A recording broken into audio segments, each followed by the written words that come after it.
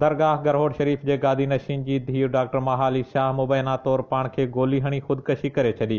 Doctor Mahali Shah Karachi जे निजी अस्पताल में डॉक्टराणी हुई वालिद सां नाराज़गी सबबि इंतहाई क़दम खयो आहे। पुलिस जो शुरूआती बयान। कराची जे डिफेंस वारे इलाइक़े में दरगाह गरहोड़ शरीफ जे गादी नशीन जी धीउ डॉक्टर महाली शाह मुबैना तौर पाण खे गोली हणी ख़ुदकशी करे छॾी। SSP क्लिफ्टन इमरान मिर्ज़ा मूजिब मुबैना तौर ख़ुदकशी कंदड़ डॉक्टराणी जो गोली लॻल लाश संदसि घर जे वॉशरूम मां हथ आयो आहे। जॾहिं त पुलिस वाक़े में इस्तेमाल थियल पिस्टल ऐं मोबाइल पंहिंजे तहवील में वठी मामले जी जांच शुरू करे छॾी आहे। पुलिस जे शुरूआती बयान मूजिब मुबैना तौर ख़ुदकशी कंदड़ डॉक्टर महाली शाह राति जो निजी अस्पताल मां ड्यूटी करे घर पहुती त संदसि वालिद सां कंहिं ॻाल्हि तां झेड़ो थियो, जंहिं बाद हुन वॉशरूम में वञी पाण मथां पिस्टल जो फायर कयो, जंहिंखे वारसनि ॻणती जोगी हालत में कराची जे जिनाह अस्पताल आंदो, जिते 3 कलाकनि ताईं इलाज हेठि रहण बाद 25 वरियनि जी नौजवान डॉक्टराणी ज़िंदगी जी जंग हाराए वई। डॉक्टरनि मूजिब महाली खे मथे में वेझे खां गोली लॻी, जेका आर पार थी वई, जंहिंजे करे संदसि मौत वाक़ई थियो आहे। ॿिए पासे सोशल मीडिया ते नौजवान डॉक्टराणी जे मुबैना ख़ुदकशी वारी ॻाल्हि बहस हेठि आहे, जिते मुख़्तलिफ़ क़ियास सारायूं कयूं पियूं वञनि।